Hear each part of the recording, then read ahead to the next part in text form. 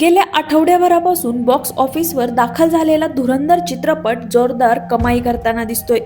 या सिनेमाबद्दल सोशल मीडियावर बरंच काही बोललं जातंय. कलाकारांचं कौतुक होतानाही दिसतंय. त्यामध्ये सगळ्यात जास्त चर्चा होत आहे ती अभिनेता अक्षय खन्ना यानं साकारलेल्या भूमिकेची. अक्षय खन्नाच्या अभिनयाचं पुन्हा एकदा कौतुक होत असून त्यानं साकारलेली भूमिका नेमकी कुणाची आहे याबद्दलही नेटकरी बोलत आहे. अक्षय खन्नाने सिनेमामध्ये कराची अंडरवर्ल्डचा डॉन रहमान डकेत याची भूमिका साकारली आहे. आता रहमान डकेत नेमकं कोण होता याबद्दलही सोशल मीडियावर चर्चा सुरू आहे. तो खऱ्या आयुष्यात अत्यंत खतरनाक असा होता. राजकारणी, पोलीस आणि गुप्तचर यंत्रणाच्या उच्च अधिकाऱ्यांपर्यंत त्याचे संबंध होते. त्यानं 13 वर्षाच्या वयात गुन्हेगारीला सुरुवात केली आणि अनेक हत्या, खंडणी आणि अंमली पदार्थाच्या तस्करीमध्ये तो सामील होता.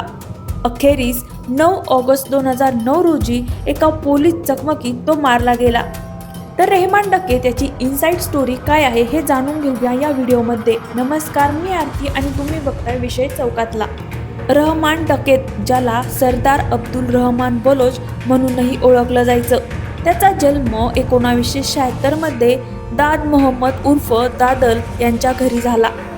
त्याच्या वडिलांना 4 भाऊ होते आणि ते सर्व गुन्हेगारी कारवायांमध्ये सामील होते. कराचीच्या लॅरी भागात गुन्हेगारीचं मोठं साम्राज्य होतं आणि रहमान त्या साम्राज्याचा एक महत्त्वाचा भाग बनला होता. रहमाननं 13 वर्षाच्या वयामध्ये गुन्हेगारी विश्वामध्ये एंट्री केली होती. 6 नोव्हेंबर 1989 रोजी त्यानं एका व्यक्तीला चाकू मारून जखमी केलेलं.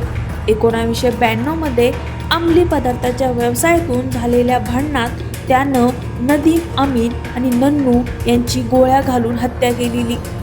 ही त्याच्या हातानं झालेली पहिली हत्या होती. 1998 मध्ये रहमाननं सिंधचे तत्कालीन मुख्यमंत्री जाम सादिक यांच्याशी व्यावसायिक संबंध असलेल्या सुलेमान बिरोहीची हत्या केली. नंतर तो हाजी लालू नावाचा अंडरवर्ल्ड डॉन रहमानसाठी संरक्षक ठरला. बाबू डकेत हा लालूचा शत्रू होता आणि बाबूशी सामना करण्यासाठी लालूने रहमानला संरक्षण दिले. 18 फेब्रुवारी 1995 रोजी पोलिसांनी आरिफ आणि रहमानला घेरलं. चकमकीत आरिफ मारला गेला, पण रहमान पळून जाण्यात यशस्वी झाला. या घटनेनंतर काही महिन्यांनी 18 मे 1995 रोजी रहमाननं स्वतःच्या आईची म्हणजे खदिजा बीबीची हत्या केली. त्याला संशय होता की त्याची आई पोलिसांना खबर देत आहे. 1995 मध्ये रहमानला अवैध शस्त्रे आणि अंमली पदार्थ बाळगल्याच्या आरोपाखाली अटक करण्यात आली. त्यानंतर तो 2.5 वर्ष तुरुंगात राहिला. 10 जून 1997 रोजी कराची सेंट्रल जेलमधून तो फरार झाला आणि बलुचिस्तानच्या हुब भागात पोहोचला. रहमाननं फरजाना, शहनाज आणि सायरा बानू नावाच्या 3 महिलांशी लग्न केलं होतं आणि एकूण त्याला 13 मुले होती. 2006 पर्यंत तो अनेक दुकाने, घर, प्लॉट आणि शेतजमिनीचा मालक बनला होता. रहमाननं हुबमध्ये जुगाराचा अड्डा उघडला आणि अंमली पदार्थांचा व्यवसायही चालू केला. हाजी लालू आणि त्याच्या मुलांसोबत मिळून त्यानं अंमली पदार्थाचा व्यवसाय वाढवला. कालांतरानं रहमान आणि लालू यांच्यात संघर्ष सुरू झाला. मामा फैज मोहब्बत, अपहरण आणि हत्येने लॅरी गँगवॉरची सुरुवात झाली आणि या गँगवॉरमध्ये हजारो लोक मारले गेले. गँगवॉर थांबवण्यासाठी स्थानिक नेत्यांनी असिफ जरदारी यांच्याशी संपर्क साधला, मात्र रहमानने मध्यस्थी करणारे अनवर भाईजान यांचीच हत्या केली. सन 2002 पर्यंत रहमान लॅरीचा बेताज बादशाह बनला होता. तो कुणाला आमदार किंवा टाउन मॅनेजर बनवायचं हे तो ठरवत होता. रहमाननं शाळा आणि दवाखाने उघडून रॉबिन हुडची प्रतिमा निर्माण केली होती. 18 जून 2006 रोजी चौधरी असलमच्या नेतृत्वाखाली लॅरी टास्क फोर्सने क्वेटा इथं रहमानच्या गुप्त अड्ड्यावर छापा टाकला.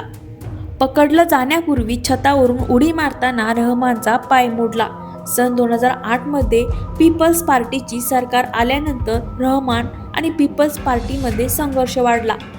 सिंधचे तत्कालीन गृहमंत्री जुल्फिकार मिर्झा यांनी रहमान आणि त्याच्या टोळीविरुद्ध कारवाई करण्याचे आदेश दिले होते. रहमान आणि त्याचे 3 साथीदार एका गाडीतून जात असताना पोलिसांनी त्यांना अडवलं. ओळखपत्र मागितल्यावर रहमाननं बनावट ओळखपत्र दाखवलं. गाडी थांबल्यावर रहमानचा सामना चौधरी अस्लमशी झाला.